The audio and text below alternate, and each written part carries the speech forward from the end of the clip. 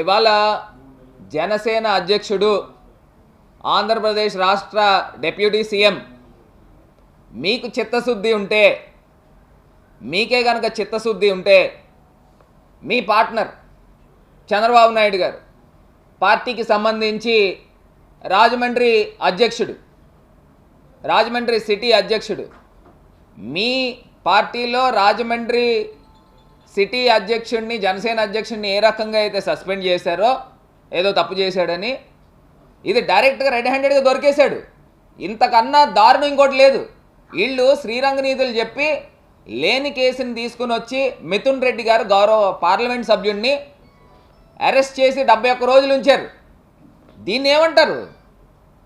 ఇంత ఓపెన్గా డైరెక్ట్గా దొరికేసిన తర్వాత వీళ్ళు ఇంకా ఏం చెప్తారనంటే, ఈ వాయిస్ నాది కాదు, ఇది ఎవరిదో వాయిస్, బాగానే మిమిక్రీ చేశారు అని కూడా చెప్తారు.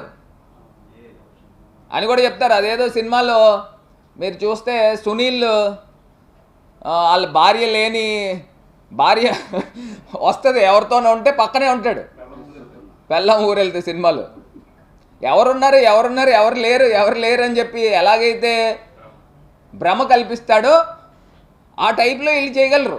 అంత సమర్థులు, అంత గొప్పవాళ్ళు. ఈ వాయిస్ ఆయనది కాదా? డైరెక్ట్గా ఇంత నిస్సిగ్గుగా ఆయన మాట్లాడుతూ ఉంటే ఇంతగా మొత్తం ఇంకా డోర్లు తెరిస్తారు. ఇంకా దీనికన్నా ఇంకా హైయెస్ట్ లెవెల్ ఇంకేం ఉండదండి. ఇవాళ ప్రజలు కూడా అధికార పార్టీ ఏ రకంగా చేస్తూ ఉంది, దీనికి వెనకాతలు ఎవరెవరు ఉన్నారు, ఈ మధ్య రాంబాబు వెనకాతలు ఖచ్చితంగా ఈవీఎం ఎమ్మెల్యే ఉంటాడు. ఈవీఎం ఎమ్మెల్యే కనుసన్నల్లో తప్పితే ఇతనికి అంత సీన్ లేదు, డైరెక్ట్గా చేసే అంత సీను.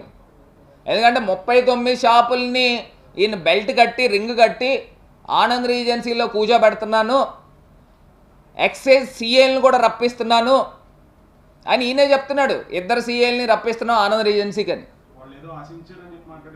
అదే లంచం అడుగుతున్నారు, ఇంకొంచెం ఎక్కువ అడుగుతున్నారు. మనం అందరం కూడా డబ్బంతా పోగు చేయాలి అంటే దీంట్లో పాటు మంత్లీ పేమెంట్ ప్రతి షాప్ నుంచి ఈవీఎం ఎమ్మెల్యేకి వెళ్ళాలి.